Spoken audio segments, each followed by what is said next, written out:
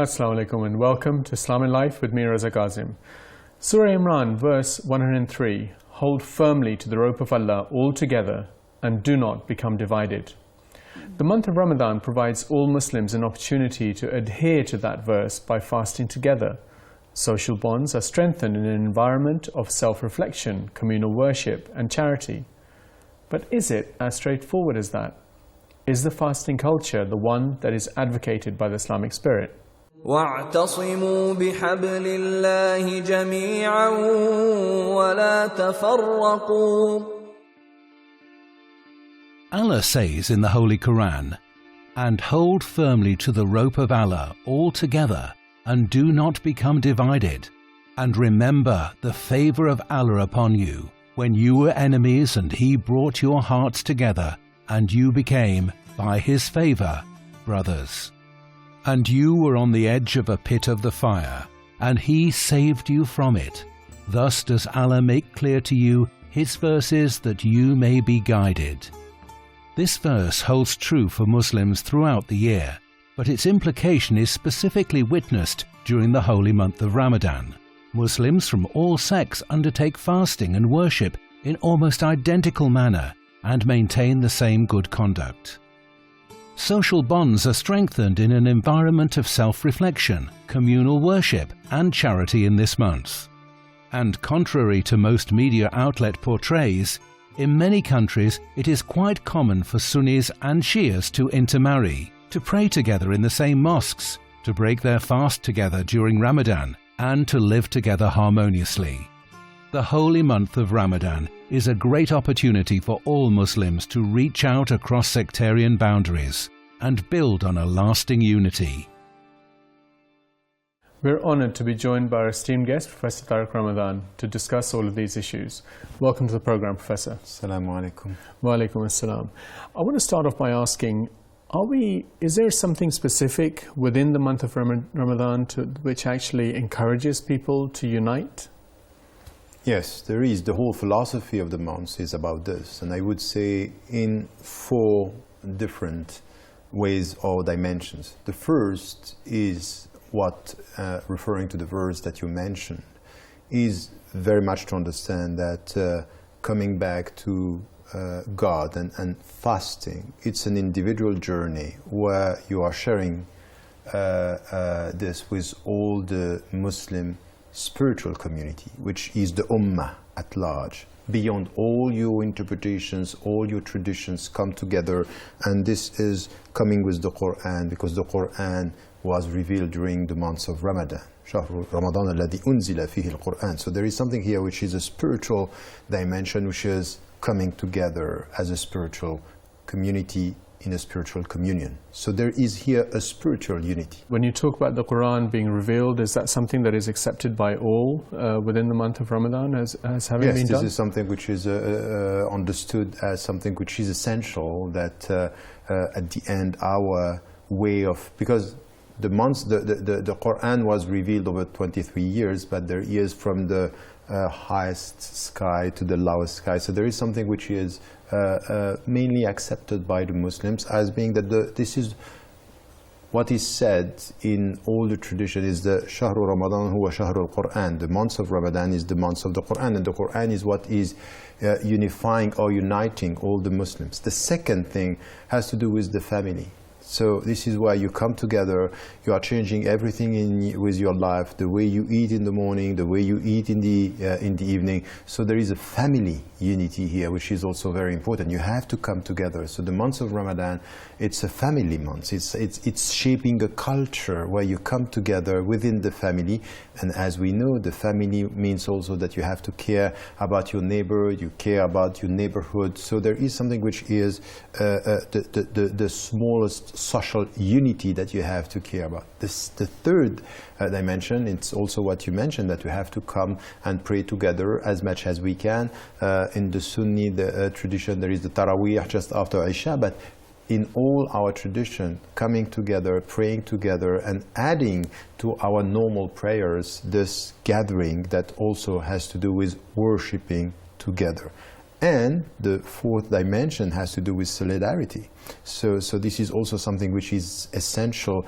Our spiritual community, it's beyond poor and rich people. It's beyond our diversity and culture. So we have to come together and show solidarity beyond every nation, every race, so this is something which is so important. So spiritual, familial, social, and of course international. These are the calls that we have coming from our tradition. I think that all sounds very nice and very appropriate, but are we in a sense, in some ways, papering over the cracks? Because when we start the fasting, when does the month of Ramadan actually start? When does the month of Ramadan actually end? And then the whole Eid debacle, where families can be potentially split depending on who they're actually following. Is that really what we have come to? Are we really propagating a kind of spirit of unity through Ramadan in these kind of things that are manifested? You are right. The problem is that if you look at the Muslims, just even before Ramadan, we don't agree when we start, we don't agree when we finish, we don't agree on details. So we can hope that one day we will agree on our interpretations. It's not going to work. It's not going to happen. This is the reality. And this is why, in a reasonable way, with a deep spiritual understanding and intellectual commitment to our message, because we have a text and it has many interpretations, we have to be realistic by saying, look, unity doesn't mean uniformity. We are not going to end up having the same interpretation. Within the Sunni, as well as within the Shia tradition, you have different interpretations, diversity of interpretations. So, for example, when are we going to decide when we start? So, for example, some are saying, reading literally the Quran, you have to see the new moon. Others are saying, no, if you have the means just to calculate and to know scientifically, they said this is enough. The ice was the means of the time. Now we have much more powerful technology, but you have here two different opinions. How are you going to bring them together? It's not going to work. It's compounded by the idea of the Islamic world and where you can classify you're going to see the moon. There's also some of that going on as well, isn't there? Yes, exactly. And then you also have different interpretation about do we have to follow the first country, or are you accepting a diversity of it could be that we have some of the opinion you follow the first one, and you can see here that it's also politicized. Because some are saying it has to be Saudi Arabia because this is the center. And saying, no, what is happening there, it's not what is happening in another country. And we know now scientifically that the way we can see it is not going to be at the same time, because these are two different locations.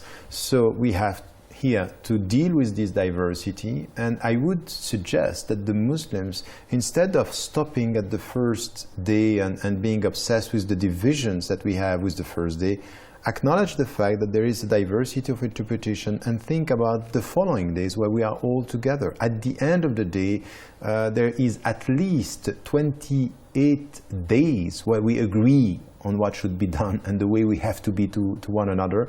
So to be divided about the first and to keep on being divided the 28 following days, this is not the spiritual teaching. So I would suggest that we have to be realistic with the interpretations. As you said, we don't agree. Now, how could we change this? And I'm always saying this to Muslims: be reasonable, accept this diversity, and then beyond diversity, look at what is uniting us. So the spirit of the month, the fact that we are fasting, our discipline, the fact that we have to be connected to God personally and connected to the community, the fact that we have to show solidarity. It's much more important to love the poor than to be divided about the first day. You talked about a little bit, and I want you to explore a little bit further this idea of manifesting this unity. So you talked about how you said love the poor. Are there other ways that we can manifest this unity? Yes, there are many things that are so important. You have in the Quran a very specific verse of the Quran speaking about Ibrahim as Ibrahim kana Ibrahim ummatan. He was an ummah himself. So the unity that you need to get first, and during the months of Ramadan, this is a call. This is a call for every single, is reconcile yourself, or reconcile the different dimensions of yourself. So if you want to spread this unity around, the self-discipline approach is very important. And I wouldn't like to go quick to this collective unity if there is not the sense that you have to be at peace with yourself. And this is why Ramadan is very important about your discipline. And the third thing which is important, Ramadan is not only about preventing yourself from eating and drinking and sexuality during the day. That's not the point only. The point is also the way you master your tongue. Imsik alayka lisanak. Master your tongue is the way you speak. And if you are serious about the unity within the community, the way we talk to one another, the way we talk about one another, it's essential. So I think this is where it has to do with this respect, it has to do with this politeness, it has to do with this compassion. It starts with us. And then what we also have to promote as something that it's part of our commitment is this sense of the community. So the time of Ramadan is a time where you have to get out of your habits to go only in one mosque, go to other mosques, try to connect with new people. We're going to come back to that point and perhaps a few more. We do like to keep this show as interactive as possible and really value your opinion. Here is what you sent us this week.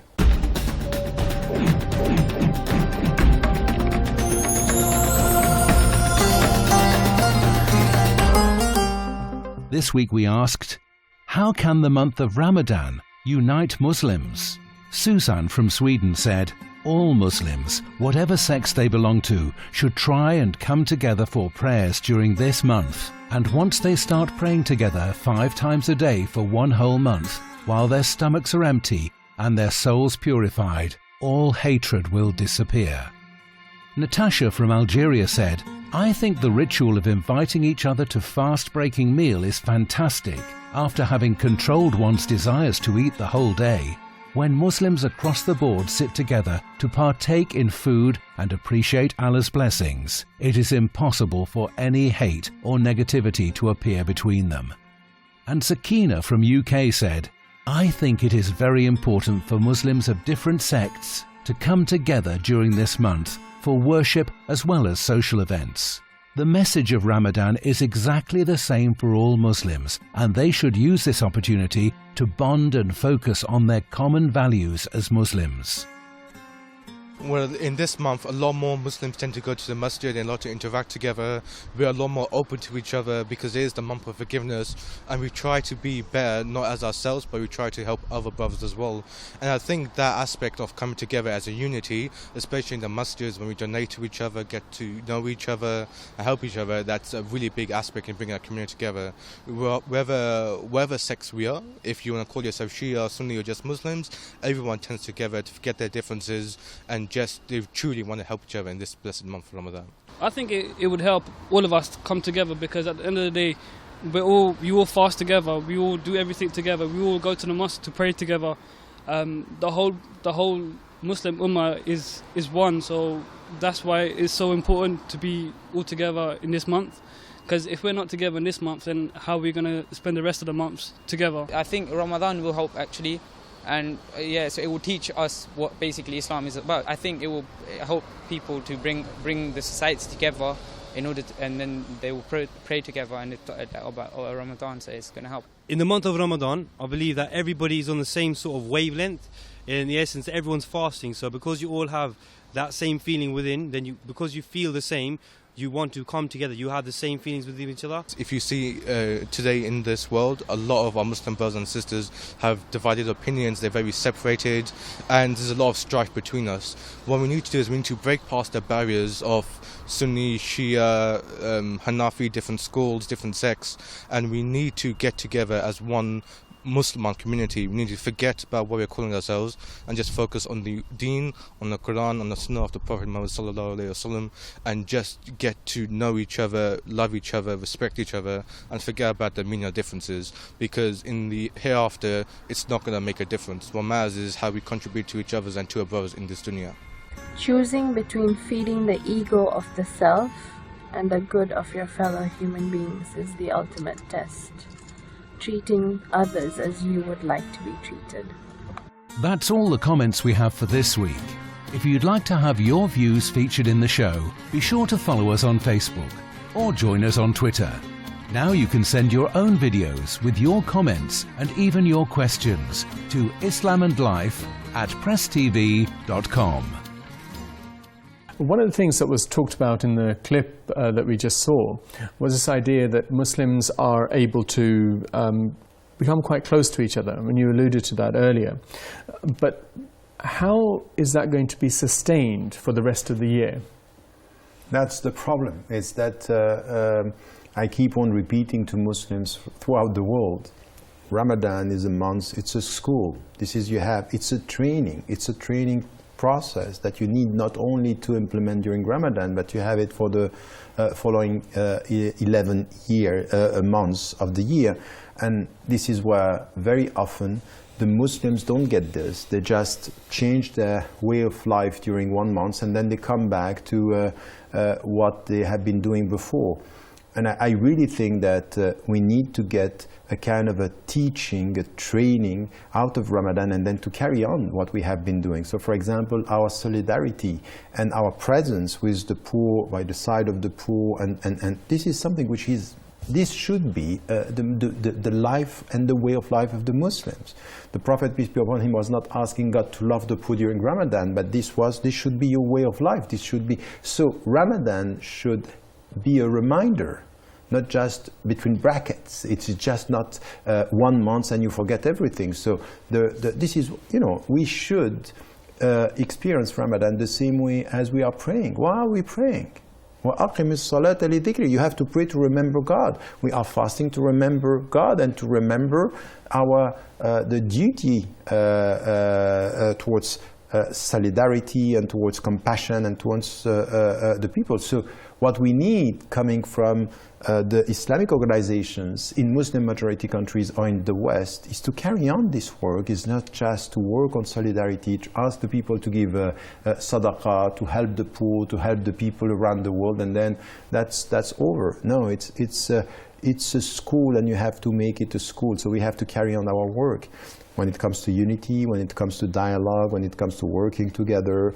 No, we should not only ask the Sunni and the Shia to come together during Ramadan, but this should be now one of the most important challenges in the coming years. If we don't do this, we don't understand what Ramadan is all about, and we don't even understand what is the message of Islam.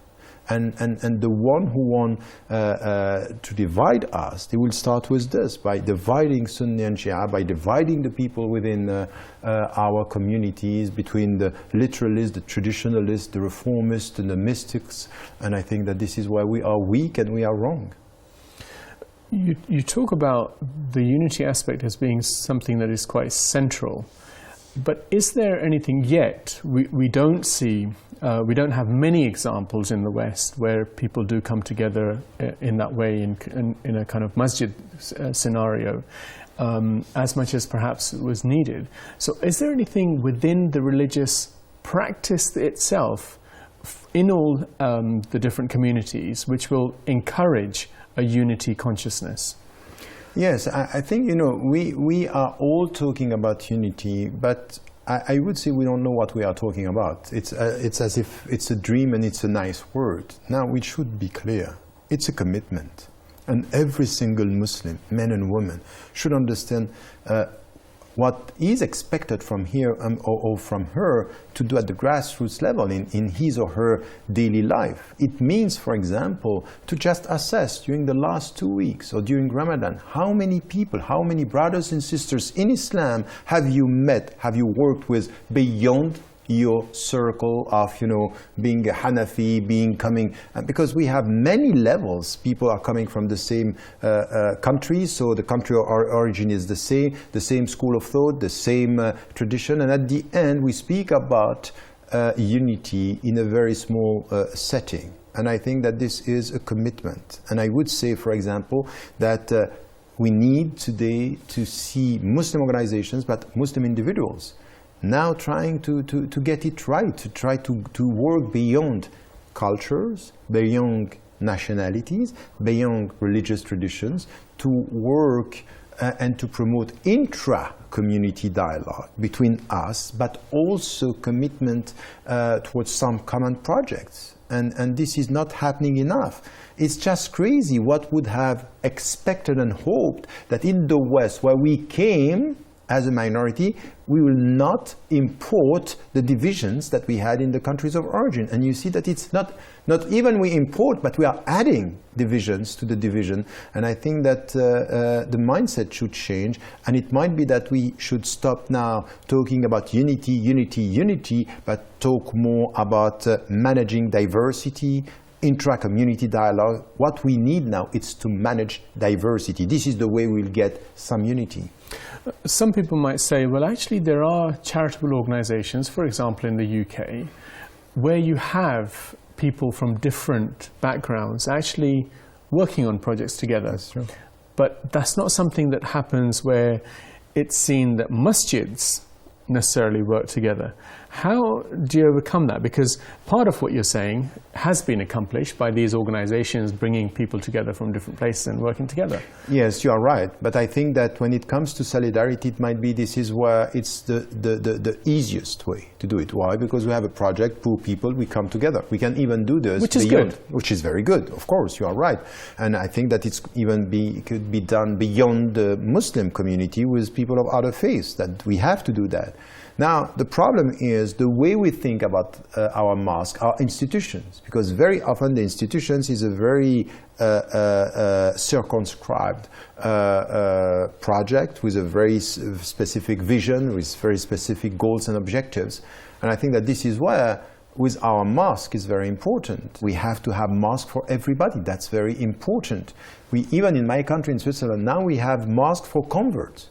So it's as if they have, for the Swiss who are really Swiss because they don't feel good in other cultures. That's not going to work. And then we have now to think about this, and it's a project. It's the mindset, it's the vision that you have when you have the mosque and the management of the mosque. It's very important. And now we also have to open our doors for different interpretations, different cultures, because we have the countries of origin that are playing. Sometimes the countries of origin are playing, so we accept this. So this is where we need the management to get this right, to work on something which is respecting one another, and to work at the local level for more a better management of this diversity. And it means also that during the sermon, the al-khutbah on Friday, we need to have a clear vision about what should be said and in which way we bring the people together, men and women. And I think that this is not done. So we are always hoping to see this unity, but we do nothing on the ground to achieve this management of diversity within our community. Lots of interesting things, and there are many more questions to ask, but perhaps Muslims should pledge to each other to become united. Most people have friends that are from different Muslim backgrounds and have no problem mixing. However, the need for masajids to create the environment where people are made to feel welcome in the masjid of another is important to fulfill the vision of a unity at a structural level. For example, in Iran, it is not allowed to have separate masajids for Sunnis and Shias. In Sunni majority areas, the Shias have to pray behind a Sunni imam and vice versa. Can that be replicated in the West? Unfortunately, that's all we have time for today. I would like to thank our guest, Professor Tariq Ramadan, and thank you all at home for watching. Until next time, bye-bye.